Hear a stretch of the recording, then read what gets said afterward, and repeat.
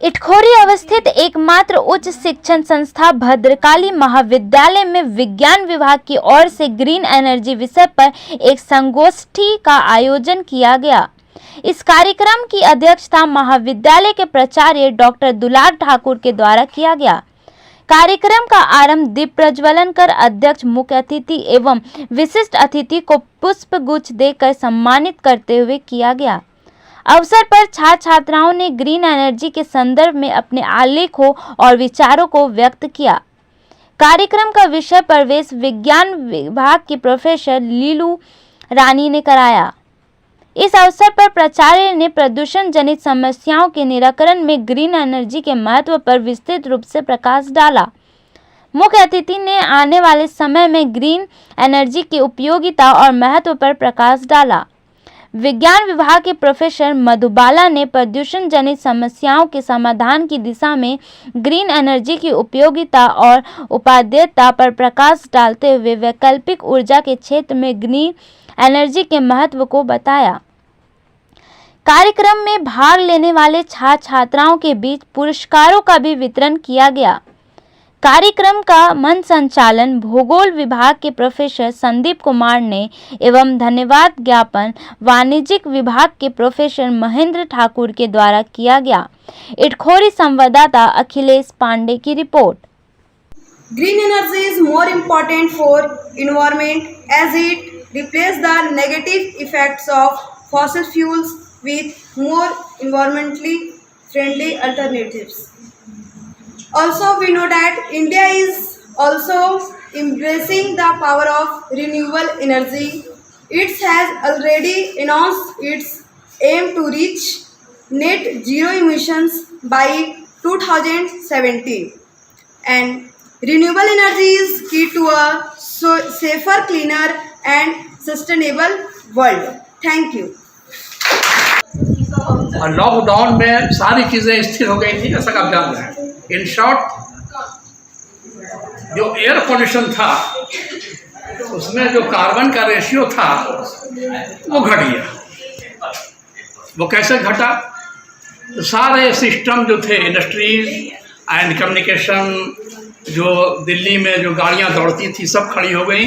तो नतीजा ये हुआ कि कार्बन का रेशियो कम हुआ, तो हमारा एयर जो था, इन्वायरमेंट, वो कुछ फ्रेश हुआ।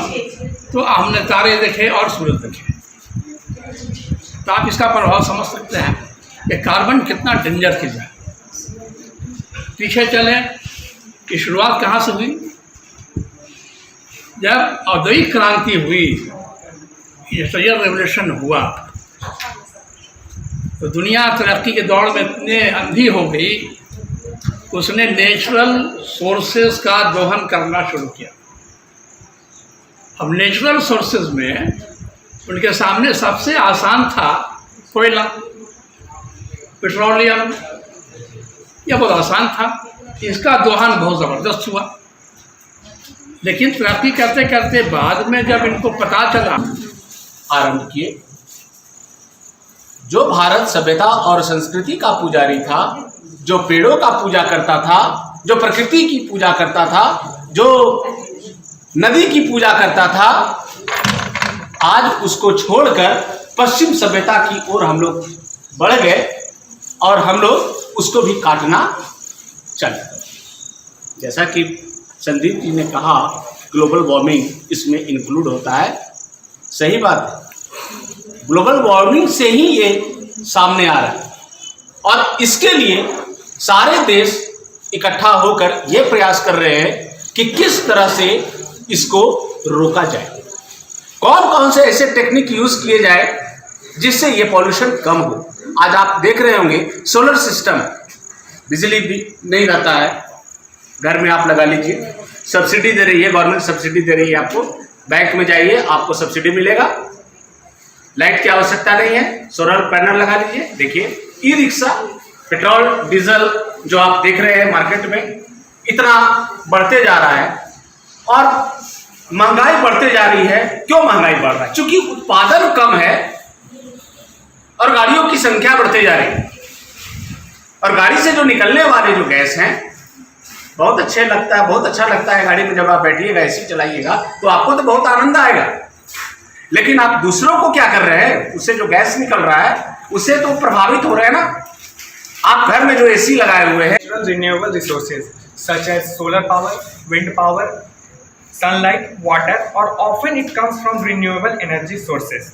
As we know, as a source of green energy often comes from renewable energy technologies such as solar, wind power, geothermal, biomass, and hydroelectric power. Each of these technologies work in different ways, whether that is by taking power from the sun as with solar panels or using wind turbines or to flow water to generate electricity. This energy source cannot produce pollution as produced by fossil fuels. Green energy sources are usually naturally replenished as opposed to fossil fuels, sources like natural gas or coal, which can take millions of years to develop. It also avoids mining and drilling. Recently, in G20 summit, India announced a large package about hydrogen power. Depending on the nature of the method of its attraction of hydrogen is categorized into 3 categories. Grey hydrogen, it produced via coal or lignite gasification, black or brown, or a process called steam methane. These tend to be mostly carbon intensive process. 20 वर्षों के बाद समाप्ति की ओर है, उससे पहले सरकार सतर्क हो गई। सरकारें आती है जाती है, उससे तो तकलीफ है। व्यक्ति का मनोबल ऊंचा रहना चाहिए, व्यक्तित्व ऊंचा होना चाहिए, सोच ऊंची होनी चाहिए। जो आप लोग ऊर्जा दे रहे हैं इस महाविद्यालय के प्रांगण में, जो भी ऊर्जा मिल रही है,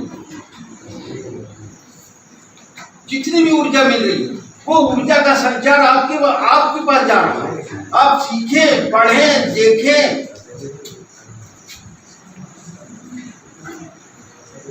ऊर्जा हर चीज मिल रही है, आपके देखने से भी ऊर्जा मिल रही है। नहीं देखते थे, दीपक के आगे बैठ जाइए और कंटिन्यू बैठ जाइए 20 मिनट तक एक तरफ देखते हुए, तो आपको ऊर्जा मिलेगी वहां भी।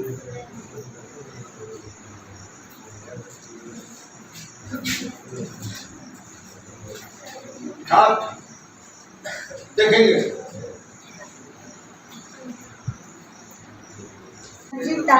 that is generated from natural resources such as sunlight, wind or water. It often comes from renewable energy sources, although there are some differences between renewable and green energy. This technology works in different ways, whether that is by taking power from the sun, as a with solar panels, or using wind turbines or the flow of water to generate energy. Green वैसे energy की कल्पना हम लोग कर रहे हैं और उसी पर विस्तारित रूप से आज सेमिनार में बहुत महत्वपूर्ण बातें छन करके आएंगे। मैं भी रात में स्टडी कर रहा था सर, तो ग्रीन एनर्जी और मैं बधाई देना चाहता हूँ। जियोथर्मल एनर्जी का उपयोग, जिसे पृथ्वी की परत के ठीक नीचे स्टोर किया जाता है, इसका यूज़ हज़ारों वर्षों से गर्म झरनों में किया जाता है। Biomass energy, renewable organic material that comes from the plants and animals produced by green plants. लकड़ी के कचरे से ईंधन भी बनाया जा सकता है और बायोमास कहलाता है। फॉर एग्जाम्पल, पौधों की सड़ी गड़ी चीज़ें। विश्व में क्लाइमेट चेंज से निपटने के लिए ग्रीन एनर्जी का इस्तेमाल की मांग और चर्चा चल रही है। विश्व के बड़े बड़े देश, जिसमें अमेरिका, चीन, भारत, ज़रूरत की ऊर्जा के लिए ग्रीन एनर्जी पर निर्भर है। अमेरिका ग्रीन एनर्जी को सबसे अधिक उपयोग कर रहा है, जो इसका इस्तेमाल में नंबर 1 है, सेकंड पे चीन एंड थर्ड पे जर्मनी है। ग्रीन एनर्जी पर्यावरण के लिए महत्वपूर्ण है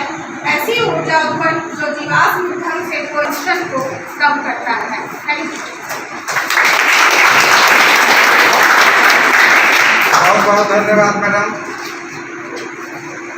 आज का दिन सचमुच में हम लोगों के लिए सौभाग्य वाला दिन नजर आ रहा है। हम लोग के बीच हर एक